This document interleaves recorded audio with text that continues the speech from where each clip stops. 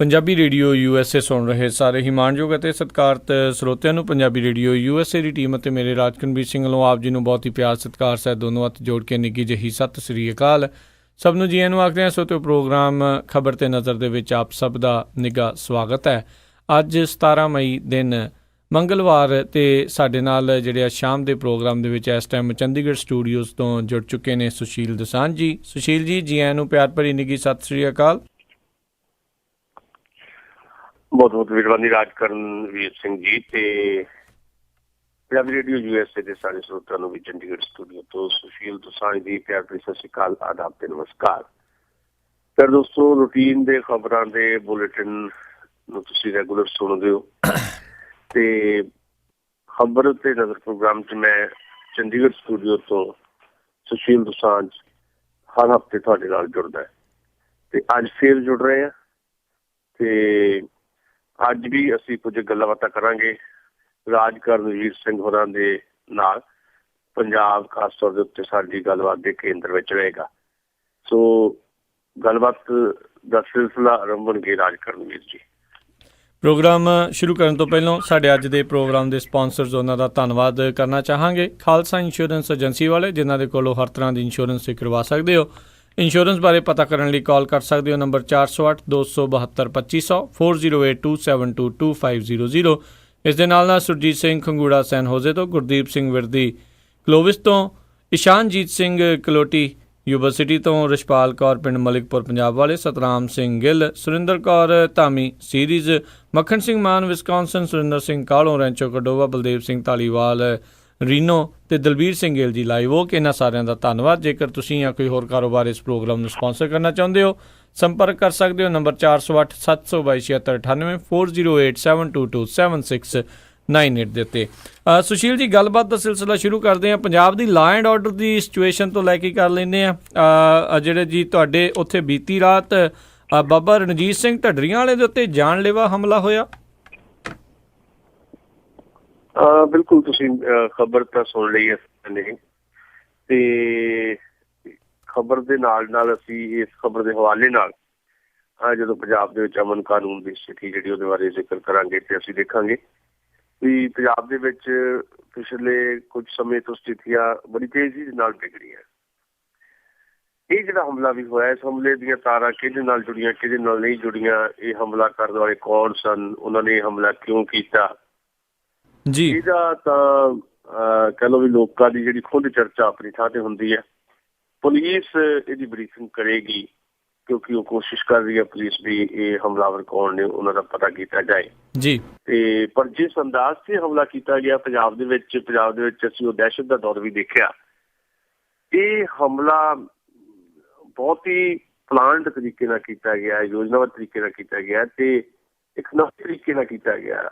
ਸ਼ਬੀਲ law ਦਾ ਇੱਕ ਨਾਟਕ ਰਚ ਕੇ ਇਹ ਹਮਲਾ ਕੀਤਾ ਗਿਆ। ਕੀ ਟਕਰਾਅ ਨੇ ਰਣਜੀਤ ਸਿੰਘ ਢੱਡਰੀਆਂ ਵਾਲੇ ਦੇ ਕਿਹਦੇ ਨਾਲ, ਉਹਨਾਂ ਟਕਰਾਵਾਂ ਦੇ ਵਿੱਚ ਬਿਆਨਬਾਜ਼ੀਆਂ ਵੀ ਬੜੀਆਂ ਤਿੱਖੇ ਰੂਪ ਚ ਇੱਕ ਦੂਜੇ ਦੇ ਖਿਲਾਫ ਹੁੰਦੀਆਂ ਰਹਿੰਦੀਆਂ ਤੇ ਉਸ ਬਿਆਨਬਾਜ਼ੀ ਜਾਂ ਉਹ ਜਿਹੜੀ ਇੱਕ ਵਿਚਾਰਧਾਰਾ ਇੱਕ ਵਿਰੋਧ ਨੇ, ਉਹ ਕਦੋਂ ਹਿੰਸਕ ਟਕਰਾਅ ਦੇ ਵਿੱਚ ਤਬਦੀਲ ਹੋ ਜਾਂਦੇ ਨੇ, ਇਸ ਗੱਲ ਦਾ ਪ੍ਰਮਾਣ ਵੀ ਇਹ ਹਮਲਾ ਲਾਜ਼ਮੀ ਤੌਰ ਤੇ ਹੈ। ਢੱਡਰੀਆਂ ਵਾਲਾ ਭਾਵੇਂ ਬਚ ਗਏ ਨੇ ਪਰ ਉਹਨਾਂ ਦੇ ਬਹੁਤ ਹੀ ਨੇੜਲੇ ਸਾਥੀ ਢੱਕੀ ਵਾਲੇ ਜਿਹੜੇ ਹੈ ਤੇ ਉਹਨਾਂ ਦੀ ਮੌਤ ਹੋ ਗਈ ਹੈ ਤੇ 20 ਤੋਂ ਜ਼ਿਆਦਾ ਲੋਕ ਸੀ ਜਿਨ੍ਹਾਂ ਨੇ ਇਹ ਹਮਲਾ ਕੀਤਾ ਤੇ ਇਸ ਹਮਲੇ ਤੋਂ ਬਾਅਦ ਉਹ ਫਰਾਰ ਹੋ ਗਏ ਨੇ। ਦੱਸਿਆ ਜਾ ਰਿਹਾ ਹੈ ਕਿ ਉੱਥੇ ਦੇ ਜਿਹੜੇ ਨੇੜੇ ਦੇ ਲੋਕ ਹੈ ਵੀ ਹਮਲਾਵਰਾਂ ਨੇ ਨਾਅਰੇਬਾਜ਼ੀ ਵੀ ਕੀਤੀ ਹੈ, ਖਾਲਿਸਤਾਨ ਦੇ ਨਾਅਰੇ ਵੀ ਲਾਏ ਨੇ। ਪਰ ਇਹ ਸਾਰੀਆਂ ਚੀਜ਼ਾਂ ਜਿਹੜੀਆਂ ਆ, ਇਹਦੀ ਬਰੀਫਿੰਗ ਹੋਏਗੀ, ਇਹਦੀ ਪਛਾਣ ਹੋਏਗੀ, ਫਿਰ ਪਤਾ ਲੱਗੇਗਾ। ਪਰ ਅਸੀਂ ਇਹਦੇ ਹਵਾਲੇ ਨਾਲ ਅਚਾਨਕ ਪੰਜਾਬ ਦੀ ਜਿਹੜੀ ਸਥਿਤੀ ਲਗਾਤਾਰ ਵੱਧ ਤੋਂ ਬਦਤਰ ਹੋ ਰਹੀ ਹੈ। ਹਰ ਮਾਮਲੇ 'ਚ, ਹਰ ਸੈਕਸ਼ਨ ਦੇ ਵਿੱਚ, ਹਰ ਖੇਤਰ ਦੇ ਵਿੱਚ ਇੱਕ ਹਫੜਾ ਤਫੜੀ ਦਾ ਮਾਹੌਲ ਹੈ। ਖਾਸ ਤੌਰ ਤੇ ਤੁਸੀਂ ਅਮਨ ਕਾਨੂੰਨ ਦਾ ਜ਼ਿਕਰ ਕੀਤਾ ਤੇ ਉਹਦੇ 'ਚ ਜਿਸ ਤਰ੍ਹਾਂ ਪੰਜਾਬ ਦੇ ਵਿੱਚ ਫਿਰੌਤੀਆਂ ਲੈ ਕੇ ਮਰਡਰ ਕਰਨ ਦਾ ਧੰਦਾ, ਅਗਵਾ ਕਰਨ ਦਾ ਧੰਦਾ ਪਿਛਲੇ ਕੁਝ ਸਮੇਂ ਤੋਂ ਵਧਿਆ ਤੇ ਉਹਦੇ ਨਾਲ ਨਾਲ ਜਿਹੜੇ ਗੈਂਗ ਬਹੁਤ ਜ਼ਿਆਦਾ ਹੋ ਗਏ ਨੇ। ਇੱਕ ਰਿਪੋਰਟ ਆ ਰਹੀ ਸੀ ਵੀ 57 ਗੈਂਗ ਐਕਟਿਵ ਨੇ ਪੰਜਾਬ ਦੇ ਵਿੱਚ, ਜਿਹਦੇ ਉਹ 450 ਤੋਂ ਜ਼ਿਆਦਾ ਮੈਂਬਰ ਨੇ। ਇਹਦੇ ਵਿੱਚ 180 ਮੈਂਬਰ ਜੇਲ੍ਹਾਂ 'ਚ ਨੇ ਤੇ ਵੱਡੇ ਜਿਹੜੇ ਗੈਂਗਸਟਰ ਨੇ ਉਹ ਵੀ ਜੇਲ੍ਹਾਂ 'ਚ ਹੈ ਤੇ ਜੇਲ੍ਹਾਂ 'ਚ ਬੈਠ ਕੇ ਕੰਟਰੋਲ ਕਰਦੇ ਨੇ ਸਾਰੀਆਂ ਇਸ ਤਰ੍ਹਾਂ ਦੀਆਂ ਐਕਟੀਵਿਟੀਜ਼। ਇਹਨੇ ਪੰਜਾਬ ਨੂੰ ਬਹੁਤ ਹੀ ਅਜੀਬ ਤੇ ਦਹਿਸ਼ਤ ਵਾਲੇ ਮਾਹੌਲ 'ਚ ਪੈਦਾ ਕਰ ਦਿੱਤਾ ਹੈ ਜੀ। ਇੱਕ ਲੜਾਈ ਹੁੰਦੀ ਹੈ ਜਿੱਥੇ ਹਿੰਸਕ ਟਕਰਾਅ ਵੀ ਹੁੰਦੇ ਨੇ।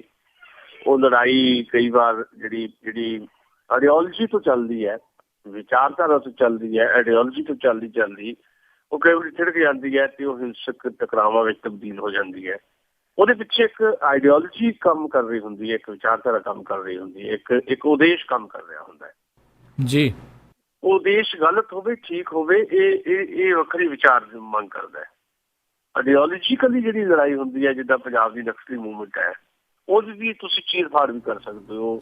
ਉਹਦੇ 'ਚ ਜਿਹੜੀ ਆਈਡੀਓਲੋਜੀ ਆ ਕਿ ਉਹ ਵਿਚਾਰਧਾਰਾ ਲੋਕਾਂ ਦੇ ਪੱਖ 'ਚ ਆ ਜਾਂ ਨਹੀਂ, ਉਹਦੇ ਤੇ ਇੱਕ ਸੰਭਾਵਨਾ ਰਹਿੰਦੀ ਗੱਲਬਾਤ ਕਰਨ ਦੀ ਜੀ। ਔਰ ਜਿਹੜਾ ਆਹ ਗੈਂਗਸਟਰ ਨੇ, ਗੈਂਗਵਾਰਸ ਨੇ ਜਾਂ ਇਸ ਤਰ੍ਹਾਂ ਦੇ ਹਮਲੇ ਨੇ, ਜਿਸ ਹਮਲਿਆਂ ਦਾ ਲੜਫੇਰਾ ਕਿਸੇ ਵਿਚਾਰਧਾਰਾ ਨਾਲ ਨਹੀਂ ਜੁੜਦਾ, ਨਿੱਜੀ ਤੌਰ ਦੇ ਉੱਤੇ ਸ਼ੋਹਰਤ ਤੇ ਦੌਲਤ ਹਾਸਲ ਕਰਨ ਦੇ ਨਾਲ ਜੁੜਦਾ ਹੈ ਜਾਂ ਆਪਣੀ ਕੌਮੇ ਦੇ ਨਾਲ ਜੁੜਦਾ ਹੈ, ਜਿੱਥੇ ਆਈਡੀਓਲੋਜੀ ਨੂੰ ਡਿਸਕਸ ਕਰਨ ਵਾਸਤੇ ਕੋਈ ਵੀ ਸਪੇਸ ਨਹੀਂ ਹੈ।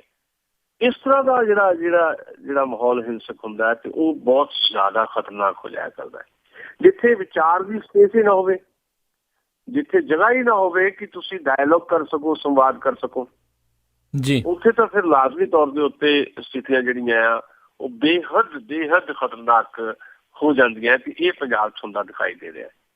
ਤੇ ਅੱਜ ਤੋਂ 10 ਸਾਲ 15 ਸਾਲ ਪਹਿਲਾਂ ਜਦੋਂ ਅਸੀਂ ਉੱਤਰ ਪ੍ਰਦੇਸ਼ ਦੀ, ਬਿਹਾਰ ਦੀ ਇਸ ਤਰ੍ਹਾਂ ਬਾਹੂਬਲੀ ਪੋਲੀਟਿਕਸ ਦੀ ਗੱਲ ਕਰਦੇ ਸੀ, ਗੈਂਗਵਾਰ ਦੀ ਗੱਲ ਕਰਦੇ ਸੀ, ਅੱਜ ਉਹਨਾਂ ਸੂਬਿਆਂ ਦੇ ਵਿੱਚ ਉਹ ਸਥਿਤੀਆਂ ਬਦਲ ਰਹੀਆਂ। ਉੱਥੇ ਇਹ ਜਿਹੜਾ ਕਲਚਰ ਹੈ ਹੌਲੀ ਹੌਲੀ ਜਿਹੜਾ ਆ ਉਹਨੂੰ ਖਤਮ ਕੀਤਾ ਜਾ ਰਿਹਾ। ਸਾਡੇ ਨਵਾਂ ਕਲਚਰ ਪੈਦਾ ਹੋ ਰਿਹਾ। ਔਰ ਇਹ ਪੰਜਾਬ ਦੀ ਸਰਕਾਰ ਵਾਸਤੇ ਬਹੁਤ ਵੱਡਾ ਚੈਲੰਜ ਹੈ। ਪਰ ਸਰਕਾਰ ਦੇ ਵਿੱਚ ਬੈਠੇ ਕੁਝ ਲੋਕ ਹੀ ਤੇ ਓਪੋਜੀਸ਼ਨ 'ਚ ਬੈਠੇ ਕੁਝ ਲੋਕ ਹੀ ਇਸ ਤਰ੍ਹਾਂ ਦੇ ਜਿਹੜੇ ਐਂਟੀ ਸੋਸ਼ਲ ਐਲੀਮੈਂਟ ਹੈ ਉਹਨਾਂ ਨੂੰ ਬਕਾਇਦਾ ਸਰਪ੍ਰਸਤੀ ਦਿੰਦੇ ਆ, ਜਿਸ ਕਰਕੇ ਇਹ ਸਾਰੀਆਂ ਘਟਨਾਵਾਂ ਵਾਪਰ ਰਹੀਆਂ। ਇਹ ਸਥਿਤੀ ਬੇਕਾਬੂ ਹੋਣ ਵਾਲੀ ਹੈ। ਇੱਕ ਪਾਸੇ ਪੰਜਾਬ ਦੇ ਵਿੱਚ ਵੱਖ-ਵੱਖ ਜਿਹੜੇ ਸੈਕਸ਼ਨ ਹੈ ਉਹਨਾਂ 'ਚ ਬੇਚੈਨੀ ਹੈ, ਪੰਜਾਬ ਦੇ ਵਿੱਚ ਬੇਰੁਜ਼ਗਾਰੀ ਹੈ, ਪੰਜਾਬ ਦੇ ਵਿੱਚ ਡਰੱਗ ਹੈ, ਪੰਜਾਬ ਦੀਆਂ ਜਿਹੜੀਆਂ ਸੈਂਕੜੇ ਹੋਰ ਪ੍ਰੋਬਲਮਸ ਹੈ ਜਿਹਦੇ ਨਾਲ ਪੰਜਾਬ ਦਾ ਆਮ ਬੰਦਾ ਜੂਝ ਰਿਹਾ। ਤੇ ਫਿਰ ਜਿਹੜਾ ਯੰਗਸਟਰ ਹੈ ਉਹ ਜ਼ਰੂਰ ਇਹ ਦੇਖਦਾ ਵੀ ਠੀਕ ਹੈ ਕਿ ਇੱਧਰ ਕੁਝ ਨਹੀਂ ਮਿਲ ਰਿਹਾ ਤੇ ਚਲੋ ਕਿਸੇ ਗੈਂਗ 'ਚ ਸ਼ਾਮਲ ਹੋ ਜਾਓ, ਚਾਰ ਥੋੜੇ ਬਹੁਤ ਕੰਮ ਕਰੋ, ਨਾਲ ਰਲ ਕੇ ਕਿਸੇ ਨੂੰ ਵਾਹ ਕਰੋ, ਫਰੋਤੀ ਲਓ ਤੇ ਬੱਲੇ ਬੱਲੇ ਕਰਾਓ, ਚੰਗੀਆਂ ਗੱਡੀਆਂ ਰੱਖੋ। ਤੇ ਇੱਕ ਗੈਂਗਸਟਰਸ ਨੇ ਇਸ ਤਰ੍ਹਾਂ ਦਾ ਮਾਹੌਲ ਪੈਦਾ ਕਰ ਦਿੱਤਾ। ਉਹ ਸੋਸ਼ਲ ਸਾਈਟਸ ਨੂੰ ਯੂਜ਼ ਕਰ ਰਹੇ ਨੇ, ਚੰਗੀਆਂ ਗੱਡੀਆਂ ਰੱਖਣ ਦੇ ਸ਼ੌਕੀਨ ਆਪਣੇ ਆਪ ਨੂੰ ਸਾਬਿਤ ਕਰ ਰਹੇ ਨੇ, ਫੋਟੋਆਂ ਸ਼ੇਅਰ ਕਰ ਰਹੇ ਨੇ, ਸ਼ਰੇਆਮ ਪੁਲਿਸ ਨੂੰ ਧਮਕੀਆਂ ਦੇ ਰਹੇ ਨੇ, ਇੱਕ ਦੂਜੇ ਨੂੰ ਧਮਕੀਆਂ ਦੇ ਰਹੇ ਨੇ। ਇੱਕ ਹੀਰੋਇਜ਼ਮ ਜਿਹੜਾ ਇੱਥੇ ਸਾਡੇ ਗੈਂਗਸਟਰ ਦੇ ਵਿੱਚ ਭਾਰੀ ਹੋ ਰਿਹਾ। ਤੇ ਸਾਡੀ ਗੀਤਕਾਰੀ ਨੇ, ਸਾਡੀ ਗਾਇਕੀ ਨੇ, ਜਿਹੜੀ ਇਸ ਵੇਲੇ ਦੀ ਮੌਜੂਦਾ ਪੰਜਾਬੀ ਗਾਇਕੀ ਹੈ, ਉਹਨਾਂ ਨੇ ਇਸ ਤਰ੍ਹਾਂ ਦੀਆਂ ਚੀਜ਼ਾਂ ਨੂੰ ਬੜਾਵਾ ਦਿੱਤਾ, ਉਤਸ਼ਾਹਿਤ ਕੀਤਾ। ਸੋ ਇੱਕ ਇੰਟਰਕਨੈਕਟਡ ਨੇ ਬਹੁਤ ਸਾਰੀਆਂ ਚੀਜ਼ਾਂ। ਡਰੱਗ ਇਹਦੇ 'ਚ ਜੁੜਿਆ ਹੋਇਆ, ਬੇਰੁਜ਼ਗਾਰੀ ਇੱਕ ਕਾਰਨ ਇਹਦਾ ਹੈ। ਜਿਹੜੇ ਲੋਕ ਬੇਰੁਜ਼ਗਾਰ ਹੈ, ਕੰਮ ਨਹੀਂ ਕਰਨਾ ਚਾਹੁੰਦੇ, ਫਿਰ ਉਹ ਸੌਖਾ ਤਰੀਕਾ ਲੱਭਣ ਦੀ ਕੋਸ਼ਿਸ਼ ਕਰ ਰਹੇ ਹੈ। ਸਾਡਾ ਗੀਤ ਸੰਗੀਤ ਇਹਦਾ ਇੱਕ ਕਾਰਨ ਬਣਿਆ ਹੋਇਆ। ਸਰਕਾਰ ਦੀਆਂ ਸਾਡੀਆਂ ਪਾਲਿਸੀਜ਼ ਜਿਹੜੀਆਂ ਯੂਥ ਦੀਆਂ, ਭਾਸ਼ਾ ਦੀਆਂ, ਕਲਚਰ ਦੀਆਂ, ਉਹਨਾਂ ਦਾ ਕਿਸੇ ਕਿਸਮ ਦਾ ਵੀ ਕੋਈ ਸਿਫਤੀ ਕਿਸਮ ਦਾ ਦਖਲ ਨਾ ਹੋਣਾ, ਉਹ ਇਹਦੇ 'ਚ ਜੁੜਿਆ ਹੋਇਆ। ਸਰਕਾਰ ਦੀ ਨਾਅਹਿਲੀਅਤ ਜੁੜੀ ਹੋਈ ਹੈ। ਤੇ ਫਿਰ ਜਿਹੜੇ ਐਂਟੀ ਸੋਸ਼ਲ ਜਿਹੜੇ ਐਲੀਮੈਂਟ ਨੇ ਉਹਨਾਂ ਦੇ ਆਪਣੇ ਇੰਟਰਸਟ ਜੁੜੇ ਹੋਏ ਨੇ। ਤੇ ਮੌਕਾ ਪ੍ਰਸਤ, ਭ੍ਰਿਸ਼ਟ ਸਿਆਸਤਦਾਨ ਤੇ ਜਿਹੜੇ ਭ੍ਰਿਸ਼ਟ ਪੁਲਿਸ ਪ੍ਰਸ਼ਾਸਨ ਦੇ ਵਿੱਚ ਲੋਕ ਬੈਠੇ, ਉਹਨਾਂ ਦਾ ਇੱਕ ਕੰਮ ਕਰ ਰਿਹਾ। ਇਹ ਸਾਰੀਆਂ ਚੀਜ਼ਾਂ ਜੁੜ ਕੇ ਇਹਨੇ ਪੰਜਾਬ ਨੂੰ ਬਰਬਾਦੀ ਦੇ ਕੰਢੇ ਤੇ ਲਿਆ ਦਿੱਤਾ ਹੈ। ਇਸ ਗੱਲ ਨੂੰ ਸਮਝਣ ਦੀ ਜ਼ਰੂਰਤ ਹੈ ਤੇ 2017 ਦੀਆਂ ਚੋਣਾਂ ਦੇ ਵਿੱਚ ਜਿਹੜੇ ਲੋਕ ਇਸ ਗੱਲ ਨੂੰ ਸਮਝਦੇ ਹੋਏ ਆਪਣੀ ਵੋਟ ਦੀ ਵਰਤੋਂ ਕਰਨਗੇ, ਜ਼ਰੂਰ ਪੰਜਾਬ 'ਚ ਤਬਦੀਲੀ ਲਿਆਉਣ ਦੀ ਕੋਸ਼ਿਸ਼ ਕਰਨਗੇ। ਪੰਜਾਬ ਦੇ ਵਿੱਚ ਤਬਦੀਲੀ ਕਿਸ ਕਿਸਮ ਦੀ ਆਉਣੀ ਹੈ, ਕੌਣ ਤਬਦੀਲੀ ਦਾ ਵਾਹਕ ਬਣੇਗਾ, ਕੌਣ ਦਾਅਵਾ ਕਰੇਗਾ ਕਿ ਪੰਜਾਬ ਨੂੰ ਮੁੜ ਕੇ ਮੈਂ ਪੈਰਾਂ ਤੇ ਲੈ ਆਊਂਗਾ, ਕਿਹਦੇ ਤੇ ਵਿਸ਼ਵਾਸ ਕੀਤਾ ਜਾਏ, ਇਹਦੇ ਤੇ ਵੀ ਦੇਖਣਾ ਪਏਗਾ ਪੰਜਾਬ ਦੇ ਆਵਾਮ ਨੂੰ ਆਪਣੀ ਸੂਝ ਦੇ ਮੁਤਾਬਕ। ਜੀ ਅਗਲੀ ਗੱਲ ਕਰੀਏ, ਆਮ ਆਦਮੀ ਪਾਰਟੀ ਦਾ ਚੰਡੀਗੜ੍ਹ ਦੇ ਵਿੱਚ ਮੁਜ਼ਾਹਰਾ ਹੋਇਆ। ਤੁਸੀਂ ਕੀ ਦੇਖਦੇ ਹੋ ਵੀ ਕੀ ਉਹਨਾਂ ਨੇ ਖੱਟਿਆ, ਕੀ ਉੱਥੇ ਉਹਨਾਂ ਨੇ ਗਵਾਇਆ? ਕਾਂਗਰਸ ਵਾਲਿਆਂ ਦਾ ਕਹਿਣਾ ਹੈ ਵੀ ਇਹ ਫਰੈਂਡਲੀ ਮੈਚ ਖੇਡ ਰਹੇ ਨੇ ਕਿ ਆਪੋ ਆਪਣੀ ਸਾਰੇ ਜਾਣੇ ਸਿਆਸਤਾਂ ਹੀ ਕਰੀ ਜਾਂਦੇ ਨੇ। ਦੇਖੋ, ਜਿਸ ਪਿੱਚ ਤੇ ਇਸ ਵੇਲੇ ਪੰਜਾਬ ਦੀ ਪੋਲੀਟਿਕਸ ਹੈ ਉਹਦੇ 'ਚ ਨਾ ਤਾਂ ਆਮ ਆਦਮੀ ਪਾਰਟੀ ਕਾਂਗਰਸ ਨਾਲ ਰਲ ਕੇ ਕੋਈ ਫਰੈਂਡਲੀ ਮੈਚ ਖੇਡ ਸਕਦੀ ਹੈ, ਨਾ ਸ਼੍ਰੋਮਣੀ ਅਕਾਲੀ ਦਲ ਆਮ ਆਦਮੀ ਪਾਰਟੀ ਜਾਂ ਕਾਂਗਰਸ ਨਾਲ ਰਲ ਕੇ ਕੋਈ ਫਰੈਂਡਲੀ ਮੈਚ ਖੇਡ ਸਕਦਾ ਹੈ ਜੀ। ਇਸ ਵੇਲੇ ਤਾਂ ਗਹਿ 'ਚ ਲੜਾਈ ਹੈ ਤੇ ਨੈਕ ਟੂ ਨੈਕ ਫਾਈਟ ਹੈ। ਇਸ ਵੇਲੇ ਲੜਾਈ ਜਿਹੜੀ ਹੈ ਇਹ ਆ ਕਿ ਕੌਣ ਪੰਜਾਬ ਦੀ ਸੱਤਾ ਤੇ ਕਾਬਜ਼ ਹੋ ਜਾਏਗਾ। ਅੱਛਾ, ਜਿਹੜੀਆਂ ਦੋ ਪ੍ਰਮੁੱਖ ਪਾਰਟੀਆਂ ਨੇ ਜਾਂ ਰਵਾਇਤੀ ਪਾਰਟੀਆਂ ਨੇ, ਕਾਂਗਰਸ ਪਾਰਟੀ ਜਾਂ ਸ਼੍ਰੋਮਣੀ ਅਕਾਲੀ ਦਲ ਦੇ ਨਾਲ ਭਾਰਤੀ ਜਨਤਾ ਪਾਰਟੀ ਦੀ ਹੈਗੀ ਆ, ਦੋਨੋਂ ਰਲ ਕੇ ਗੱਠਜੋੜ ਬਣ ਰਹੇ ਆ ਜੀ। ਇਹ ਰਵਾਇਤੀ ਕਿਸਮ ਦਾ ਜਿਹੜਾ ਇਹਨਾਂ ਦਾ ਤੌਰ ਤਰੀਕੇ ਰਹੇ ਨੇ ਉਹਦੇ ਤੋਂ ਥੋੜਾ ਵੱਖਰਾ ਮੁਹਾਂਦਰਾ ਸਿਰਜਣ ਦੀ ਕੋਸ਼ਿਸ਼ ਆਮ ਆਦਮੀ ਪਾਰਟੀ ਨੇ ਕੀਤੀ ਹੈ, ਭਾਵੇਂ ਉਸ ਕੋਸ਼ਿਸ਼ ਦੇ ਵਿੱਚ ਉਹ ਵੀ ਸਫਲ ਨਹੀਂ ਹੋਈ। ਲਗਭਗ ਉਸੇ ਤਰ੍ਹਾਂ ਦੇ ਤੌਰ ਤਰੀਕੇ ਉਹ ਯੂਜ਼ ਕਰ ਰਹੇ ਨੇ। ਔਰ ਜਿਹੜੇ ਚੰਡੀਗੜ੍ਹ ਦਾ ਮੁਜ਼ਾਹਰਾ ਤੇ ਬਾਦਲ ਸਾਹਿਬ ਦਾ ਕੋਠੀ ਘਰਾਓ ਕਰਨਾ ਉਹਨਾਂ ਦਾ ਇੱਕ ਮਕਸਦ ਸੀ, ਉਹ ਸਿਰਫ ਇਹ ਸੀ ਕਿ ਇੱਕ ਮੁੱਦਾ ਉਛਾਲ ਕੇ 12,000 ਕਰੋੜ ਰੁਪਏ ਦਾ ਕਥਿਤ ਕਿਸਮ ਦਾ ਜਿਹੜਾ ਅਨਾਜ ਘੁਟਾਲਾ ਹੈ ਉਹਨੂੰ ਅੱਗੇ ਰੱਖ ਕੇ ਪੰਜਾਬ ਦੇ ਵਿੱਚ ਖੁਦ ਚਰਚਾ ਦਾ ਜਿਹੜਾ ਹਿੱਸਾ ਬਣਿਆ ਜਾਏ ਤੇ ਲੋਕਾਂ 'ਚ ਗੱਲ ਜਾਵੇ ਕਿ ਆਮ ਆਦਮੀ ਪਾਰਟੀ ਹੀ ਹੈ ਜਿਹੜੀ ਪੰਜਾਬ ਦੀ ਹਕੂਮਤ ਦੇ ਨਾਲ ਮੱਥਾ ਲਾ ਸਕਦੀ ਹੈ। ਓਪੋਜੀਸ਼ਨ ਤਾਂ ਕਾਂਗਰਸ ਹੈ, ਪਰ ਸੜਕਾਂ ਦੇ ਉੱਤੇ ਓਪੋਜੀਸ਼ਨ ਜੇ ਦਿਖਾਈ ਦੇ ਰਹੀ ਹੈ ਆਮ ਆਦਮੀ ਪਾਰਟੀ। ਇਸ ਗੱਲ ਨੂੰ ਪ੍ਰਮਾਣਿਤ ਕਰਨਾ ਚਾਹੁੰਦੇ ਸੀ ਤੇ ਉਹਨਾਂ ਨੇ ਚੰਡੀਗੜ੍ਹ ਦੇ ਵਿੱਚ ਦਾਅਵਾ ਕੀਤਾ ਸੀ 1 ਲੱਖ ਲੋਕ ਲੈ ਕੇ ਆਵਾਂਗੇ। ਸਖਤ ਗਰਮੀ ਸੀ, 1 ਲੱਖ ਲੋਕ ਤਾਂ ਨਹੀਂ ਆ ਸਕੇ, 20,000 ਦਾ ਇਕੱਠ ਉਹਨਾਂ ਨੇ ਜ਼ਰੂਰ ਕੀਤਾ। ਪਰ ਜਿਹੜਾ ਬਾਦਲ ਸਾਹਿਬ ਦੇ ਨਾਲ ਉਹਨਾਂ ਦਾ ਡਾਇਲੋਗ ਹੋਇਆ, ਉਸ ਡਾਇਲੋਗ ਨੂੰ ਸਾਰੀ ਦੁਨੀਆ ਨੇ ਦੇਖਿਆ, ਵੀਡੀਓ ਕਲਿੱਪਿੰਗਸ ਆ ਗਈਆਂ, ਉਹਦੇ 'ਚ ਸਾਫ਼ ਦਿਖਾਈ ਦੇ ਰਿਹਾ ਕਿ ਬਾਦਲ ਸਾਹਿਬ ਕਿਸੇ ਵੀ ਗੱਲ ਨੂੰ ਮੰਨਣ ਨੂੰ ਤਿਆਰ ਨਹੀਂ। ਬਾਦਲ ਸਾਹਿਬ ਗੱਲੀਬਾਜ਼ੀ ਕਰਨਾ ਚਾਹੁੰਦੇ ਆ ਤੇ ਇਹ ਸਾਰੇ ਕੁਝ ਨੇ ਪੰਜਾਬ ਦੇ ਲੋਕਾਂ ਦੇ ਵਿੱਚ ਇੱਕ ਆਮ ਆਦਮੀ ਪਾਰਟੀ ਦੇ ਪ੍ਰਤੀ ਇੱਕ ਕਹਿ ਲਓ ਵੀ ਪੋਜ਼ਿਟਿਵ ਕਿਸਮ ਦਾ ਰਵੱਈਆ ਜ਼ਰੂਰ ਪੈਦਾ ਕਰ ਦਿੱਤਾ ਹੈ। ਅੱਛਾ, ਇਹਦੇ ਤੋਂ ਫਿਰ ਇੱਕ ਘਬਰਾਹਟ ਜਿਹੜੀ ਹੈ ਸ਼੍ਰੋਮਣੀ ਅਕਾਲੀ ਦਲ ਨੂੰ ਵੀ ਹੈ ਤੇ ਕਾਂਗਰਸ ਨੂੰ ਵੀ ਹੈ। ਇਸੇ ਕਰਕੇ ਕਾਂਗਰਸ ਪਾਰਟੀ ਇਹਨੂੰ ਫਰੈਂਡਲੀ ਮੈਚ ਕਹਿ ਰਹੀ ਹੈ। ਆਪਣੇ ਕੈਪਟਨ ਅਮਰਿੰਦਰ ਦਾ ਵੀ ਬਿਆਨ ਆਇਆ ਤੇ ਉੱਧਰੋਂ ਬੀਬੀ ਭੱਠਲ ਦਾ ਵੀ ਬਿਆਨ ਆਇਆ ਕਿ ਇਹ ਤਾਂ ਦੇਖੋ ਜੀ ਫਰੈਂਡਲੀ ਮੈਚ ਹੈ। ਪਰ ਬਾਦਲ ਸਾਹਿਬ ਥੋੜੀ ਜਿਹੀ ਇੱਕ ਸਿਆਸੀ ਜਿਹੜੀ ਸਮਝਦਾਰੀ ਦਿਖਾਉਂਦਾ ਹੋਇਆ ਕਿਸੇ ਟਕਰਾਅ ਤੋਂ ਬਚਣਾ ਚਾਹੁੰਦੇ ਸੀ। ਇਸੇ ਕਰਕੇ ਉਹਨਾਂ ਨੇ ਦਿੜਵਾ ਦੇ ਆਪਣੇ ਸਾਰੇ ਸੰਗਤ ਦਰਸ਼ਨ ਪ੍ਰੋਗਰਾਮ ਰੱਦ ਕੀਤੇ ਤੇ ਉਹਨਾਂ ਨੇ ਕਿਹਾ ਕਿ ਮੈਂ ਆਪ ਮਿਲਣਾ ਚਾਹੁੰਦਾ। ਆਮ ਆਦਮੀ ਪਾਰਟੀ ਦੇ 3 ਆਗੂਆਂ ਨੂੰ, ਭਗਵੰਤ ਮਾਨ ਨੂੰ, ਸੰਜੇ ਸਿੰਘ ਨੂੰ, ਸੁਖਬੀਰ ਸਿੰਘ ਛੋਟੇਪੁਰ ਨੂੰ ਉਹਨਾਂ ਨੇ ਗੱਲਬਾਤ ਵਾਸਤੇ ਵੀ ਬੁਲਾਇਆ, ਪਰ ਗੱਲਬਾਤ ਬੇਸਿੱਟਾ ਰਹੀ, ਗੱਲਬਾਤ 'ਚ ਨਿਕਲਿਆ ਕੱਖ ਨਹੀਂ। ਪਰ ਇਹਦੇ ਨਾਲ ਸੁਰੱਖਿਆ ਦੇ ਵਿੱਚ ਆਮ ਆਦਮੀ ਪਾਰਟੀ ਜ਼ਰੂਰ ਆ ਗਈ ਹੈ ਤੇ ਇੱਕ ਲੋਕ ਹਮਾਇਤ ਜਿਹੜੀ ਪਹਿਲਾਂ ਵੀ ਅਸੀਂ ਕਹਿੰਦੇ ਰਹੇ ਹਾਂ ਆਮ ਆਦਮੀ ਪਾਰਟੀ ਦੇ ਪ੍ਰਤੀ ਇੱਕ ਲੋਕ ਹਮਾਇਤ ਆਪ ਮੁਹਾਰੀ ਹੈ। ਉਸ ਆਪ ਮੁਹਾਰੀ ਲੋਕ ਹਮਾਇਤ ਨੂੰ ਇੱਕ ਸਿਫਤੀ ਕਿਸਮ ਦੀ ਹਮਾਇਤ ਦੇ ਵਿੱਚ ਤਬਦੀਲ ਕਰਨ ਦੀ ਇੱਕ ਕੋਸ਼ਿਸ਼ ਆਮ ਆਦਮੀ ਪਾਰਟੀ ਨੇ ਕੀਤੀ ਹੈ। ਉਹਦੇ 'ਚ ਕਿੰਨੇ ਕੁ ਸਫਲ ਹੋਏ, ਕਿੰਨੇ ਕੁ ਨਹੀਂ, ਇਹ ਤਾਂ ਦੇਖਣ ਵਾਲੀ ਗੱਲ ਰਹੇਗੀ। ਪਰ ਚਰਚਾ ਦੇ ਲੈਵਲ ਦੇ ਉੱਤੇ ਗੱਲ ਕਰਨੀ ਹੋਵੇ ਤਾਂ ਆਮ ਆਦਮੀ ਪਾਰਟੀ ਚਰਚਾ ਜਿਹੜੀ ਲੋਕ ਚਰਚਾ ਹੈ ਉਹਦੇ 'ਚ ਇਹਨਾਂ ਸਾਰੀਆਂ ਪਾਰਟੀਆਂ ਨੂੰ, ਰਵਾਇਤੀ ਪਾਰਟੀਆਂ ਨੂੰ ਬੀਟ ਕਰ ਚੁੱਕੀ ਹੈ। ਕਿ ਇਹ ਲੋਕ ਚਰਚਾ 'ਚ ਬੀਟ ਕਰਨ ਵਾਲੀ ਪਾਰਟੀ ਕੀ 2017 ਦੀਆਂ ਚੋਣਾਂ 'ਚ ਵੀ ਬੀਟ ਕਰੇਗੀ, ਇਹ ਆਪਣੇ ਆਪ 'ਚ ਇੱਕ ਵੱਡਾ ਸਵਾਲ ਹੈ। ਉਹਦੇ ਵਾਸਤੇ ਹਲੇ 8 ਮਹੀਨੇ ਪਏ। 8 ਮਹੀਨਿਆਂ 'ਚ ਬਹੁਤ ਸਾਰੀਆਂ ਨਵੀਆਂ ਚੀਜ਼ਾਂ ਸਾਡੇ ਸਾਹਮਣੇ ਆਉਣ ਵਾਲੀਆਂ। ਬਹੁਤ ਸਾਰੇ ਜਿਹੜੇ ਵੱਖ-ਵੱਖ ਸੂਬਿਆਂ ਦੇ ਵਿੱਚ ਹੁਣ ਚੋਣਾਂ ਦੇ ਨਤੀਜੇ ਆਉਣਗੇ, ਉਹਨਾਂ ਨੇ ਵੀ ਬਹੁਤ ਸਾਰੀਆਂ ਚੀਜ਼ਾਂ ਨਵੀਆਂ ਪੈਦਾ ਕਰਨੀਆਂ। ਦਿੱਲੀ ਨਗਰ ਨਿਗਮ ਦੀਆਂ ਵੀ ਹੁਣ ਚੋਣਾਂ ਹੋਈਆਂ 13 ਵਾਰਡਾਂ ਦੇ ਵਿੱਚ, ਉਹ ਨਤੀਜਿਆਂ ਨੇ ਵੀ ਇੱਕ ਪ੍ਰਭਾਵ ਜਿਹੜਾ ਜ਼ਰੂਰ ਪਾਉਣਾ। ਇਹ ਬਹੁਤ ਸਾਰੀਆਂ ਚੀਜ਼ਾਂ ਇੱਕ ਦੂਜੇ ਨਾਲ ਜੁੜੀਆਂ ਹੋਈਆਂ। ਸ਼੍ਰੋਮਣੀ ਅਕਾਲੀ ਦਲ, ਭਾਰਤੀ ਜਨਤਾ ਪਾਰਟੀ ਗੱਠਜੋੜ ਦੀਆਂ ਤਰਜੀਹਾਂ ਕੀ ਰਹਿੰਦੀਆਂ, ਉਹਨਾਂ ਦਾ ਏਜੰਡਾ ਕੀ ਰਹਿੰਦਾ ਹੈ, ਉਹ ਕਿੰਨਾ ਕੁ ਜ਼ਿਆਦਾ ਮੰਨਦੇ ਇਸ ਗੱਲ ਨੂੰ ਵੀ ਅਸੀਂ 9 ਸਾਲਾਂ 'ਚ ਕਿੰਨਾ ਕੁ ਪੰਜਾਬ ਲਈ ਕੀਤਾ ਤੇ ਕਿੰਨਾ ਕੁ ਜਿਹੜਾ ਕਰ ਸਕਦੇ ਸੀ ਨਹੀਂ ਕਰ ਸਕੇ, ਇਸ ਗੱਲ ਨੂੰ ਕਿੰਨਾ ਕੁ ਮੰਨਦੇ ਆ। ਕਾਂਗਰਸ ਪਾਰਟੀ ਦੇ ਕੋਲ ਨਵਾਂ ਕੀ ਹੋਏਗਾ, ਪ੍ਰਸ਼ਾਂਤ ਕਿਸ਼ੋਰ ਕੀ ਨਵਾਂ ਘੜ ਕੇ ਦੇਣਗੇ ਕੈਪਟਨ ਅਮਰਿੰਦਰ ਨੂੰ, ਪ੍ਰਸ਼ਾਂਤ ਕਿਸ਼ੋਰ ਤੇ ਕੈਪਟਨ ਅਮਰਿੰਦਰ ਦੀ ਜੁਗਲਬੰਦੀ ਬਣੇਗੀ ਜਾਂ ਨਹੀਂ ਬਣੇਗੀ, ਜਾਂ ਉਹਨਾਂ 'ਚ ਜਿਹੜਾ ਟਕਰਾਅ ਦਿਖਾਈ ਦੇ ਰਿਹਾ ਸੀ ਉਹ ਟਕਰਾਅ ਅੱਗੇ ਵਧੇਗਾ। ਇਹ ਸਾਰੀਆਂ ਚੀਜ਼ਾਂ ਕਾਊਂਟ ਕਰਨਗੀਆਂ ਆਉਣ ਵਾਲੀਆਂ 2017 ਦੀਆਂ ਚੋਣਾਂ ਵਾਸਤੇ। ਜੀ ਜੀ। ਅਗਲੀ ਆਪਾਂ ਗੱਲ ਕਰਦੇ ਹਾਂ 2017 ਦੀਆਂ ਚੋਣਾਂ ਨੂੰ ਲੈ ਕੇ। ਵੱਖ-ਵੱਖ ਜਿਹੜੇ ਇਸ਼ੂ ਆ, ਮੁੱਦੇ ਆ, ਉਹ ਆਪੋ ਆਪਣੀ ਥਾਂ ਦੇ ਉੱਤੇ ਆ। ਪਰ ਹੁਣ ਜਿੱਦਾਂ ਯੂਪੀ ਦੀਆਂ ਤੇ ਪੰਜਾਬ ਦੀਆਂ 2017 ਦੀਆਂ ਵਿਧਾਨ ਸਭਾ ਇਲੈਕਸ਼ਨਾਂ ਆਉਣੀਆਂ ਆ ਤੇ ਕਾਫੀ ਪਾਰਟੀਆਂ ਦਾ ਦਲਿਤ ਪ੍ਰੇਮ ਜਿਹੜਾ ਆ ਉਹ ਇਸ ਟਾਈਮ ਆਪ ਮੁਹਾਰਾ ਆ, ਬਹੁਤ ਜ਼ਿਆਦਾ ਜਾਗ ਰਿਹਾ ਆ। ਇਹ ਹਮੇਸ਼ਾ ਹੀ ਜਿਹੜਾ ਇਲੈਕਸ਼ਨਾਂ ਦੇ ਨੇੜੇ ਹੀ ਜਾ ਕੇ ਆਉਂਦਾ ਹੈ, ਜਾਗਦਾ ਹੈ ਪ੍ਰੇਮ। ਹਾਂ ਦੇਖੋ, ਦੇਸ਼ ਭਗਤੀ ਦੀ ਗੱਲ ਹੈ। ਪੰਜਾਬ ਦੇ ਹਵਾਲੇ ਨਾਲ ਜਦੋਂ ਆਪਾਂ ਗੱਲ ਕਰ ਰਹੇ ਹਾਂ, ਪੰਜਾਬ 'ਚ ਕਹਿਰਾਂ ਦੀ ਗਰਮੀ ਹੈ, ਲੂ ਪਿੰਡਿਆਂ ਨੂੰ ਸਾੜ ਰਹੀ ਹੈ, ਪਰ ਸਿਆਸੀ ਪਾਰਟੀਆਂ ਤੇ ਇਸ ਗਰਮੀ ਦਾ ਕੋਈ ਅਸਰ ਨਹੀਂ ਹੈ ਜੀ। ਪੰਜਾਬ 'ਚ ਚੋਣ ਅਮਲ ਹਾਲੇ ਸ਼ੁਰੂ ਨਹੀਂ ਹੋਇਆ ਜੀ, ਚੋਣ ਪ੍ਰਕਿਰਿਆ ਨਹੀਂ ਸ਼ੁਰੂ ਹੋਈ, ਪਰ ਸਿਆਸਤਦਾਨਾਂ ਦੀ ਜਿਹੜੀ ਚੋਣ ਸਿਆਸਤ ਹੈ ਉਹ ਇੱਥੇ ਦੀ ਸਾਡੀ ਗਰਮੀ ਦੇ ਨਾਲ ਨਾਲ ਹੋਰ ਜ਼ਿਆਦਾ ਗਰਮ ਹੋ ਰਹੀ ਹੈ ਜੀ। ਜਿਹੜੀ ਹੁਣ ਗਰਮੀ ਹੈ ਜਾਂ ਗਰਮ ਮੌਸਮ ਹੈ ਜਾਂ ਮੌਨਸੂਨ ਪਛੜਨੀ ਹੈ, ਇਹਦੇ ਨਾਲ ਜਿਹੜੇ ਕਾਮਨ ਮੈਨ ਹੈ ਜਾਂ ਆਮ ਲੋਕਾਈ ਹੈ ਉਹਨਾਂ ਦੀਆਂ ਮੁਸ਼ਕਲਾਂ ਕਿੰਨੀਆਂ ਵਧਣੀਆਂ। ਜਾਂ ਇਸ ਗਰਮੀ ਨੇ ਜਾਂ ਮੌਨਸੂਨ ਦੇ ਪੱਛੜ ਜਾਣ ਨੇ ਫਸਲਾਂ ਦੇ ਜਿਹੜੇ ਸੰਭਾਵਿਤ ਨੁਕਸਾਨ ਕਿੰਨਾ ਹੋਣਾ ਫਸਲਾਂ ਦਾ, ਕਿਸਾਨੀ ਕਿੰਨੀ ਨੁਕਸਾਨੀ ਜਾਣੀ ਹੈ, ਇਹਦੇ ਨਾਲ ਜਿਹੜੀਆਂ ਵੋਟ ਬਟੋਰੂ ਪਾਰਟੀਆਂ ਇਹਨਾਂ ਦਾ ਕੋਈ ਲੈਣਾ ਦੇਣਾ ਨਹੀਂ ਹੈ ਜੀ। ਇਹ ਤਾਂ ਆਪੋ ਆਪਣੇ ਏਜੰਡੇ ਦੇ ਮੁਤਾਬਕ ਜਿਹੜਾ ਆਪੋ ਆਪਣੀ ਦਫਲੀ ਆਪੋ ਆਪਣਾ ਰਾਗ ਲਾਪ ਰਹੀ ਹੈ ਜੀ।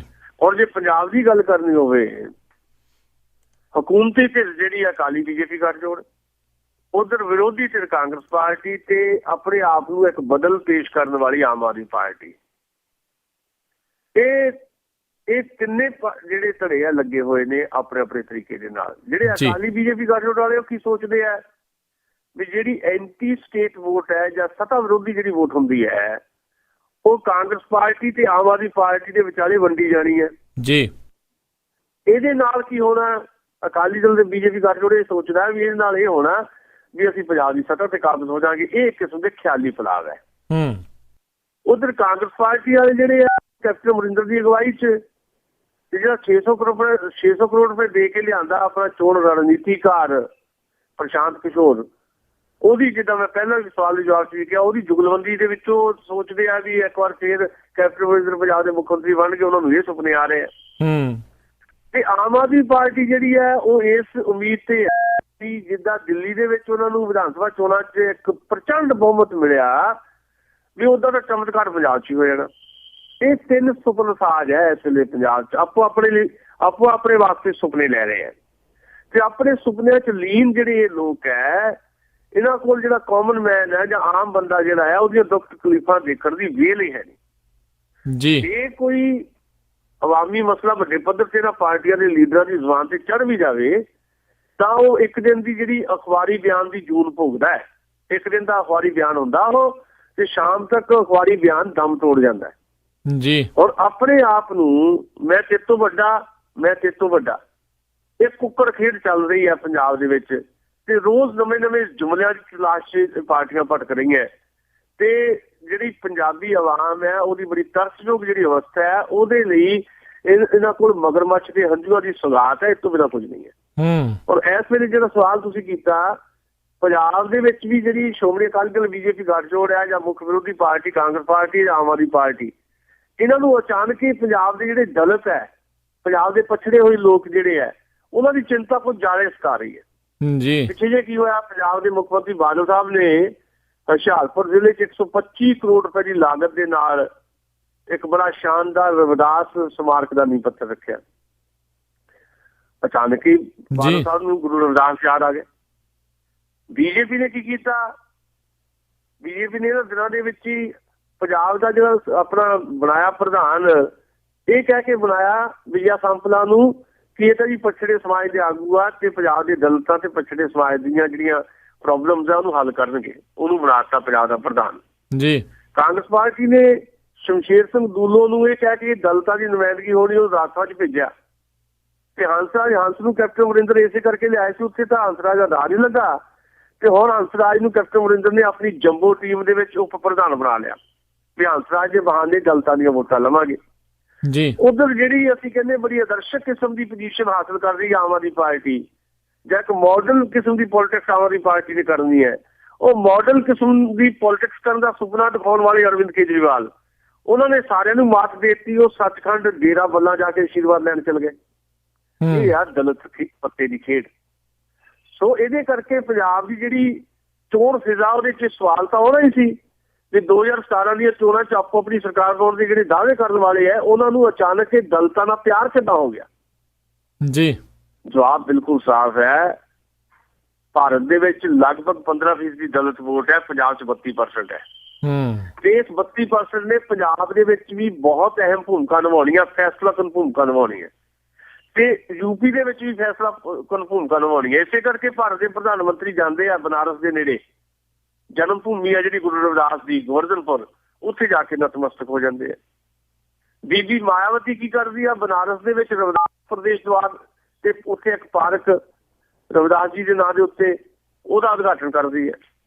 ਇਸ ਸ਼ੁੱਧ ਰੂਪ ਦੇ ਵਿੱਚ ਚੋਣ ਲੜਨ ਵਾਲੀਆਂ ਪਾਰਟੀਆਂ ਦਾ ਮਕਸਦ ਇਹ ਹੈ ਵੀ ਦਲਿਤ ਵੋਟਾਂ ਨੂੰ ਹਟਾਉਣਾ ਆ, ਦਲਿਤਾਂ ਦੀ ਮੁਕਤੀ ਨਾਲ ਇਹਨਾਂ ਦਾ ਕੋਈ ਸਰੋਕਾਰ ਨਹੀਂ ਹੈ ਜੀ। ਇਸੇ ਕਰਕੇ ਪੰਜਾਬ ਦੀਆਂ ਸਿਆਸੀ ਪਾਰਟੀਆਂ ਜਿਹੜੀਆਂ ਆ, ਸਣੇ ਆਮ ਆਦਮੀ ਪਾਰਟੀ ਸ਼੍ਰੀ ਗੁਰੂ ਰਵਿਦਾਸ ਤੇ ਡਾਕਟਰ BR ਅੰਬੇਡਕਰ ਨੂੰ ਆਪਣੇ ਵੋਟ ਹਿੱਤ ਵਿੱਚ ਵਰਤਣ ਦੀ ਦੌੜ ਲਾ ਰਹੀਆਂ।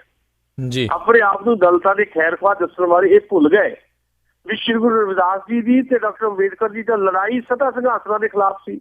ਇਹ ਸੱਤਾ ਹਾਸਲ ਕਰਨਾ ਚਾਹੁੰਦੇ ਆ। ਸੋ ਪੰਜਾਬ ਦੇ ਜਿੰਨੇ ਵੀ ਪਛੜੇ ਹੋਏ ਜਾਂ ਦਲਿਤ ਵਰਗ ਹੈ, ਆਜ਼ਾਦੀ ਦੇ 68 ਸਾਲਾਂ ਤੱਕ ਉਹਨਾਂ ਨੂੰ ਠੱਗਿਆ ਗਿਆ, ਲੁੱਟਿਆ ਗਿਆ। ਇਹ ਗੱਲ ਸਮਝਣ ਵਾਲੀ ਹੈ ਕਿ ਅੱਜ ਜਦੋਂ ਮਾਰਕੀਟ ਜਿਹੜੀ ਬੜੀ ਚਲਾਕੀ ਨਾਲ ਜਿਹੜੀ ਆ ਕਿਰਤ ਦੀ ਲੁੱਟ ਕਰ ਰਹੀ ਹੈ, ਸਭ ਤਰ੍ਹਾਂ ਦੇ ਹੁਕਮਰਾਨ ਇਸ ਲੁੱਟ 'ਚ ਭਾਈਵਾਲ ਬਣੇ ਹੋਏ ਹੈ। ਆਮ ਜਨਤਾ ਨੂੰ ਆਪਣਾ ਕੱਲ ਬਿਹਤਰ ਬਣਾਉਣ ਵਾਸਤੇ ਇਹ ਲੋਟੂ ਪ੍ਰਵਿਰਤੀ ਵਾਲੀਆਂ ਜਿਹੜੀਆਂ ਵੋਟ ਬਟੋਰੂ ਸਿਆਸੀ ਪਾਰਟੀਆਂ, ਇਹ ਤੋਂ ਚੌਕਸ ਰਹਿਣ ਦੀ ਜ਼ਰੂਰਤ ਹੈ। ਜੀ ਜੀ ਦਿੱਲੀ ਦੀਆਂ 13 ਵਾਰਡਾਂ ਦੀਆਂ ਚੋਣਾਂ ਦੀ ਗੱਲ ਕੀਤੀ ਸੀ ਤੇ ਉਸ ਤੋਂ ਬਾਅਦ ਜੇ ਆਪਾਂ ਵਿਸਥਾਰ 'ਚ ਗੱਲ ਕਰੀਏ, ਕਾਂਗਰਸ ਦੀ ਕਿਤੇ ਨਾ ਕਿਤੇ ਵਾਪਸੀ ਹੁੰਦੀ ਨਜ਼ਰ ਆ ਰਹੀ ਆ ਤੇ BJP ਦਾ ਪੱਤਾ ਕੱਟਿਆ ਜਾ ਰਿਹਾ ਹੋਰ ਵੀ। ਦੇਖੋ, ਇਹਦੇ 'ਚ ਲੰਬੀ ਚੌੜੀ ਗੱਲ ਤਾਂ ਨਹੀਂ ਹੈ, ਪਰ ਇੱਕ ਸੰਕੇਤ ਇਹਦੇ 'ਚ ਜ਼ਰੂਰ ਹੈ। ਭਾਵੇਂ 13 ਵਾਰਡਾਂ ਦੀਆਂ ਚੋਣਾਂ ਜਿਹੜੀਆਂ ਆ ਉਹਦੇ ਨਤੀਜਿਆਂ ਨੂੰ ਤੁਸੀਂ ਦਿੱਲੀ ਦੇ 70 ਵਿਧਾਨ ਸਭਾ ਹਲਕਿਆਂ ਤੇ ਇੰਪੋਜ਼ ਨਹੀਂ ਕਰ ਸਕਦੇ ਜੀ, ਪਰ ਉਹਦੇ ਬਾਵਜੂਦ 13 ਵਾਰਡਾਂ ਦੇ ਜਿਹੜੇ ਨਤੀਜੇ ਆਏ ਆ, ਜਿਹਦੇ ਵਿੱਚ ਆਮ ਆਦਮੀ ਪਾਰਟੀ ਨੂੰ 5 ਸੀਟਾਂ ਮਿਲੀਆਂ, ਕਾਂਗਰਸ ਨੂੰ 4 ਤੇ BJP ਨੂੰ 3 ਤੇ 1 ਆਜ਼ਾਦ। ਇਹ 'ਚ ਸਭ ਤੋਂ ਵੱਡੀ ਹੈਰਾਨੀ ਦੀ ਗੱਲ ਤਾਂ ਕਾਂਗਰਸ ਪਾਰਟੀ ਦਾ ਕਮਬੈਕ ਹੈ ਜੀ। ਕਾਂਗਰਸ ਪਾਰਟੀ 0 ਤੇ ਆ ਗਈ ਸੀ ਦਿੱਲੀ 'ਚ, ਹੁਣ ਉਹ 4 ਸੀਟਾਂ ਜਿੱਤ ਰਹੀ ਹੈ ਤੇ ਜਿਹਨੇ ਪ੍ਰਚੰਡ ਬਹੁਮਤ ਲਿਆ ਸੀ 60 ਸੀਟਾਂ ਜਿੱਤੀਆਂ 17 ਚੋਂ ਆਮ ਆਦਮੀ ਪਾਰਟੀ ਨੂੰ, ਜਿਹਨੂੰ ਉਮੀਦ ਸੀ ਵੀ ਅਸੀਂ ਨਗਰ ਨਿਗਮ ਦੇ ਵਿੱਚ ਵੀ ਪੂਰਾ ਝੰਡਾ ਆਪਣਾ ਪਰਚਮ ਚਲਾ ਦੇਣਾ ਹੈ, ਉਹ 5 ਸੀਟਾਂ ਤੇ ਰਹਿ ਗਈ। ਇੱਕ ਕਿਸਮ ਦਾ ਇੱਕ ਸੁਰਖੀ ਕਿਸੇ ਨੇ ਲਾਈ, ਕਿਸੇ ਅਖਬਾਰ ਸ਼ਹਿਰ ਮੈਂ ਪੜ੍ਹ ਰਿਹਾ ਸੀ ਵੀ ਇਹ ਅਸਲ ਦੇ ਵਿੱਚ ਆਮ ਆਦਮੀ ਪਾਰਟੀ ਦਿੱਲੀ 'ਚ ਜਿੱਤ ਕੇ ਵੀ ਹਾਰੀ ਹੈ। BJP ਵਾਲੇ ਕਹਿੰਦੇ ਸੀ ਅਸੀਂ ਸਵੀਪ ਕਰ ਜਾਣਾ ਤੇ BJP ਰਹਿ ਗਈ 3 ਤੇ। ਇਹਦੇ ਤੋਂ ਇਹ ਸੰਕੇਤ ਮਿਲ ਰਿਹਾ ਹੈ ਕਿ ਦਿੱਲੀ ਦੇ ਰਹਿਣ ਵਾਲੇ ਲੋਕ BJP ਤੋਂ ਖਾਸੇ ਖਵਾ ਆ। ਨਰਿੰਦਰ ਮੋਦੀ ਦਾ ਕੋਈ ਚਮਤਕਾਰ ਕੰਮ ਨਹੀਂ ਕਰ ਰਿਹਾ, ਪਰ ਉਹ ਆਮ ਆਦਮੀ ਪਾਰਟੀ ਤੋਂ ਵੀ ਬਹੁਤੇ ਖੁਸ਼ ਨਹੀਂ। ਇਹ ਬਹੁਤ ਵੱਡਾ ਸੰਕੇਤ ਹੈ ਆਮ ਆਦਮੀ ਪਾਰਟੀ ਲਈ। ਪੰਜਾਬ ਦੇ ਵਿੱਚ ਆਮ ਆਦਮੀ ਪਾਰਟੀ ਜਿਹੜੀ ਹੈ ਉਹ ਆਪਣੇ ਆਪ ਨੂੰ ਦਿੱਲੀ ਵਾਂਗ ਚਮਤਕਾਰ ਕਰਨ ਦੇ ਦਾਅਵੇ ਕਰਦੀ ਹੈ ਵੀ ਜੇ ਦਿੱਲੀ 'ਚ ਚਮਤਕਾਰ ਕੀਤਾ ਉਹਦਾ ਪੰਜਾਬ 'ਚ ਕਰਾਂਗੇ। ਹੁਣ ਇਹ ਇੱਕ ਮੁੱਦਾ ਜਿਹੜਾ ਪੰਜਾਬ ਦੀਆਂ ਬਾਕੀ ਵਿਰੋਧੀ ਪਾਰਟੀਆਂ ਨੂੰ ਵੀ ਮਿਲੇਗਾ ਆਮ ਆਦਮੀ ਪਾਰਟੀ ਦੇ ਖਿਲਾਫ। ਦੇਖੋ, ਦਿੱਲੀ 'ਚ ਸਰਕਾਰ ਸੀ, ਦਾਅਵੇ ਬੜੇ ਕੀਤੇ ਸੀ, ਰਿਵਰਸ ਹੋ ਰਹੇ ਨੇ ਉੱਥੇ। ਤੇ ਇਹਦੇ ਨਾਲ ਮੈਨੂੰ ਇਹ ਲੱਗਦਾ ਹੈ ਕਿ ਦਿੱਲੀ ਦੀ ਜਿਹੜੀ ਮਾਨਸਿਕ ਸਥਿਤੀ ਹੈ, ਦਿੱਲੀ ਦੇ ਰਹਿਣ ਵਾਲੇ ਲੋਕਾਂ ਦੀ ਬੜੀ ਸਾਫ਼ ਤੌਰ ਦੇ ਉੱਤੇ ਝਲਕਦੀ ਹੈ ਬਈ ਦਿੱਲੀ 'ਚ ਸਥਿਰਤਾ ਨਹੀਂ ਹੈ। ਬੜੀ ਤੇਜ਼ੀ ਦੇ ਨਾਲ ਦਿੱਲੀ ਦੇ ਲੋਕ ਜਿਹੜੇ ਆ ਆਪਣਾ ਮਤ ਬਦਲ ਲੈਂਦੇ ਆ, ਮਨ ਬਦਲ ਲੈਂਦੇ ਆ। ਥੋੜਾ ਸਮਾਂ ਪਹਿਲਾਂ 7 ਦੀਆਂ 7 ਲੋਕ ਸਭਾ ਸੀਟਾਂ ਦਿੱਲੀ ਵਾਲਿਆਂ ਨੇ BJP ਨੂੰ ਜਿਤਾਤੀਆਂ ਜੀ। 8 ਮਹੀਨੇ ਬਾਅਦ ਵਿਧਾਨ ਸਭਾ ਦੀਆਂ ਚੋਣਾਂ ਹੋਈਆਂ, ਇੱਕ ਵੀ ਸੀਟ ਦੇ ਉੱਤੇ, ਲੋਕ ਸਭਾ ਸੀਟ ਦੇ ਉੱਤੇ ਪੂਰੀਆਂ ਵਿਧਾਨ ਸਭਾ ਸੀਟਾਂ ਨਹੀਂ ਜਿੱਤ ਸਕੀ BJP। ਸਿਰਫ 3 ਸੀਟਾਂ ਸਾਰੀ ਦਿੱਲੀ ਚੋਂ ਮਿਲੀਆਂ। ਕਾਂਗਰਸ ਵਾਲਿਆਂ ਨੂੰ ਸਿਫਰ ਕਰਤਾ ਦਿੱਲੀ ਦੇ ਲੋਕਾਂ ਨੇ ਜੀ। ਅੱਜ ਫੇਰ ਦਿੱਲੀ ਦੇ ਲੋਕ ਆਪਣਾ ਮਨ ਬਦਲ ਰਹੇ ਆ।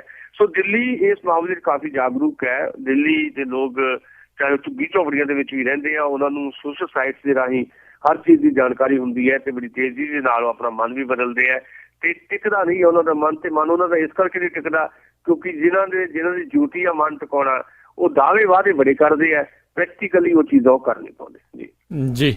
ਜੀ ਅਤੇ ਆਪਾਂ ਜਾਂਦੇ ਗੱਲ ਕਰਦੇ ਹਾਂ ਵੀ ਕੈਪਟਨ ਅਮਰਿੰਦਰ ਹੁਣਾਂ ਨੇ ਆਖਿਆ ਵੀ ਜੇ ਸਾਡੀ ਸਰਕਾਰ ਆਉਂਦੀ ਆ ਤੇ ਕਿਸਾਨਾਂ ਦੇ ਜਿਹੜੇ ਕਰਜ਼ੇ ਆ ਉਹ ਮਾਫ ਕਰ ਦਿਆਂਗੇ ਤੇ ਨਾਲ ਉਹਨਾਂ ਨੇ ਇਹ ਵੀ ਸੰਕੇਤ ਦਿੱਤੇ ਵੀ ਡਾਕਟਰ ਮਨਮੋਹਨ ਸਿੰਘ ਹੁਣਾਂ ਦੀ ਇਨਪੁਟ ਲਈ ਜਾਊਗੀ ਜਿਹੜਾ ਮਨੋਰਥ ਪੱਤਰ ਆ ਬਣਾਉਣ ਦੇ ਵਿੱਚ। ਦੇਖੋ, ਗੱਲ ਇਹ ਆ ਕੈਪਟਨ ਅਮਰਿੰਦਰ ਸਿੰਘ ਦੀ ਸਰਕਾਰ ਆ ਵੀ ਉਹ ਕਰ ਦੇਣਗੇ। ਇਹ ਤਾਂ ਹੈਗੇ ਆ ਜਿਹੜੇ ਚੋਣਾਂ ਤੋਂ ਪਹਿਲਾਂ ਲੋਕਾਂ ਨੂੰ ਥੋੜੇ ਬਹੁਤ ਵਾਅਦੇ ਕੀਤੇ ਜਾਂਦੇ ਆ, ਲਾਰੇ ਲਾਏ ਜਾਂਦੇ, ਜੇ ਵਾਅਦੇ ਜਿਹੜੇ ਬਾਅਦ ਵਿੱਚ ਲਾਰੇ ਬਣਨੇ ਹੁੰਦੇ ਆ ਜੀ। ਕੈਪਟਨ ਅਮਰਿੰਦਰ ਸਿੰਘ ਪੰਜਾਬ ਦੇ ਮੁੱਖ ਮੰਤਰੀ ਰਹੇ, ਉਦੋਂ ਵੀ ਪੰਜਾਬ ਦੇ ਕਿਸਾਨ ਦੇ ਸਿਰ ਤੇ ਕਰਜ਼ਾ ਸੀ। ਉਦੋਂ 25,000 ਦਾ ਕਰਜ਼ਾ ਸੀ, ਅੱਜ 80,000 ਦਾ ਕਰਜ਼ਾ ਹੈ ਔਸਤਨ। ਉਦੋਂ ਕਿਉਂ ਨਹੀਂ ਕੈਪਟਨ ਅਮਰਿੰਦਰ ਨੇ ਕਰਜ਼ੇ ਮਾਫ ਕੀਤੇ? ਦੂਜੀ ਗੱਲ, ਕਰਜ਼ੇ ਚੜੇ ਕਿਉਂ ਬਈ? ਕਰਜ਼ੇ ਚੜ੍ਹਦੇ ਕਿਉਂ ਹੈ ਕਿਸਾਨ ਦੇ ਸਿਰ ਦੇ ਉੱਤੇ? ਇਹ ਮਸਲਾ ਹੈ ਜੀ। ਦੂਜੀ ਗੱਲ ਜਿਹੜੀ ਉਹ ਕਰ ਰਹੇ ਨੇ ਕੈਪਟਨ ਅਮਰਿੰਦਰ ਵੀ ਪੰਜਾਬ ਦੀ ਆਰਥਿਕ ਹਾਲਤ ਬੜੀ ਮੰਦੀ ਹੈ ਤੇ ਅਸੀਂ ਡਾਕਟਰ ਮਨਮੋਹਨ ਸਿੰਘ ਨੂੰ ਬੇਨਤੀ ਕੀਤੀ ਹੈ ਕਿ ਡਾਕਟਰ ਸਾਹਿਬ ਤੁਸੀਂ ਦੁਨੀਆ ਦੇ ਮੰਨੇ ਪ੍ਰਮੰਨੇ ਆਰਥਿਕ ਮਾਹਰ ਹੋ, ਇਸ ਕਰਕੇ ਪੰਜਾਬ ਦੇ ਵਿੱਚ ਕਾਂਗਰਸ ਪਾਰਟੀ ਇਕੋਨਮੀ ਦੇ ਇਸ਼ੂ ਦੇ ਉੱਤੇ, ਖੇਤੀ ਅਰਥਚਾਰੇ ਦੇ ਇਸ਼ੂ ਦੇ ਉੱਤੇ ਕਿਸ ਕਿਸਮ ਦੀਆਂ ਤਰਜੀਹਾਂ ਲੈ ਕੇ ਆਵੇ। ਪੰਜਾਬ ਦਾ ਜਿਹੜਾ ਕਿਸਾਨ ਹੈ, ਪੰਜਾਬ ਦਾ ਖੇਤੀ ਨਾਲ ਜੁੜਿਆ ਹੋਇਆ ਖੇਤ ਮਜ਼ਦੂਰ ਬੰਦਾ ਜਾਂ ਖੇਤੀ ਧੰਦੇ ਜਾਂ ਸਹਾਇਕ ਧੰਦੇ ਨਾਲ ਜੁੜੇ ਲੋਕ ਜਿਹੜੇ ਹੈ, ਉਹਨਾਂ ਨੂੰ ਕਿੱਦਾਂ ਕਾਂਗਰਸ ਪਾਰਟੀ ਆਪਣੇ ਵੱਲ ਖਿੱਚੇ, ਕੀ ਦੱਸੇ ਵੀ ਅਸੀਂ ਕੀ ਕਰਨ ਵਾਲੇ ਹਾਂ, ਤੇ ਉਹ ਸਾਨੂੰ ਤੁਸੀਂ ਇੱਕ ਖਾਕਾ ਤਿਆਰ ਕਰਕੇ ਦਿਓ ਤੇ ਅਸੀਂ ਆਪਣੇ ਚੋਣ ਮਨੋਰਥ ਪੱਤਰ, ਜਿਹਨੂੰ ਚੋਣ ਮੈਨੀਫੈਸਟੋ ਆਪਾਂ ਕਹਿੰਦੇ, ਉਹ ਸ਼ਾਮਲ ਕਰਨਾ ਜੀ। ਖਬਰ ਆਈ ਹੈ ਕਿ ਡਾਕਟਰ ਮਨਮੋਹਨ ਸਿੰਘ ਨੇ ਇਹ ਗੱਲ ਪ੍ਰਵਾਨ ਕਰ ਲਈ ਹੈ। ਸੋ ਡਾਕਟਰ ਮਨਮੋਹਨ ਸਿੰਘ ਦੀ ਛਾਪ ਦਿਖਾਈ ਦੇਗੀ ਕਾਂਗਰਸ ਪਾਰਟੀ ਦੇ ਚੋਣ ਮੈਨੀਫੈਸਟੋ 'ਚ। ਹੁਣ ਮਸਲਾ ਇਹ ਹੈ, ਜਿਹੜੀ ਸ਼ੁਰੂ 'ਚ ਮੈਂ ਗੱਲ ਕੀਤੀ ਹੈ, ਵੀ ਪੰਜਾਬ ਜਾਂ ਆਂਧਰਾ ਜਾਂ ਮਹਾਰਾਸ਼ਟਰ ਜਾਂ ਦੇਸ਼ ਦਾ ਕਿਸੇ ਵੀ ਸੂਬੇ ਦਾ ਕਿਸਾਨ ਜਿਹੜਾ ਆ, ਉਹਦੀ ਹਾਲਤ ਇੰਨੀ ਪਤਲੀ ਕਿਉਂ ਹੈ? ਜੀ 25,000 ਦਾ ਕਰਜ਼ਾ 80,000 ਦਾ ਕਰਜ਼ਾ ਕਿੱਦਾਂ ਹੋ ਜਾਂਦਾ ਹੈ? ਤਾਂ ਸਾਫ਼ ਤੌਰ ਤੇ ਸਾਡਾ ਮੰਨਣਾ ਇਹ ਹੈ ਵੀ ਦੇਸ਼ ਪੱਧਰ ਦੇ ਉੱਤੇ ਜਿਹੜੀਆਂ ਇਕਨੋਮਿਕ ਪਾਲਿਸੀਜ਼ ਲਾਗੂ ਕੀਤੀਆਂ ਗਈਆਂ ਵਰਲਡ ਬੈਂਕ ਦੀ ਡਾਇਰੈਕਸ਼ਨ ਦੇ ਵਿੱਚ, ਉਹ ਡਾਕਟਰ ਮਨਮੋਹਨ ਸਿੰਘ ਹੀ ਉਹ ਨੀਤੀਆਂ ਕਰਨ ਵਾਲੇ ਨੇ। ਖੁਦ ਵਰਲਡ ਬੈਂਕ ਦੇ ਮੁਲਾਜ਼ਮ ਰਹਿ ਚੁੱਕੇ ਨੇ ਡਾਕਟਰ ਮਨਮੋਹਨ ਸਿੰਘ। ਤੇ 1986 ਦੇ ਵਿੱਚ ਜਦੋਂ ਨਵੀਂ ਆਰਥਿਕ ਨੀਤੀ ਭਾਰਤ ਨੇ ਅਡਾਪਟ ਕੀਤੀ ਰਾਜੀਵ ਗਾਂਧੀ ਦੀ ਸਰਕਾਰ ਵੇਲੇ, ਉਦੋਂ 1986 ਦੇ ਵਿੱਚ ਭਾਰਤ ਦੇ finance minister doctor Manmohan Singh ਸੀ। ਡਾਕਟਰ ਮਨਮੋਹਨ ਸਿੰਘ ਨੇ ਖਾਕਾ ਤਿਆਰ ਕੀਤਾ ਭਾਰਤ ਦੀਆਂ ਆਰਥਿਕ ਨੀਤੀਆਂ ਦਾ ਜੀ, ਤੇ ਉਹੀ ਆਰਥਿਕ ਨੀਤੀਆਂ ਸਾਰੇ ਦੇਸ਼ 'ਚ ਲਾਗੂ ਹੋਈਆਂ, ਸਾਰੇ ਸੂਬੇ 'ਚ ਲਾਗੂ ਹੋਈਆਂ।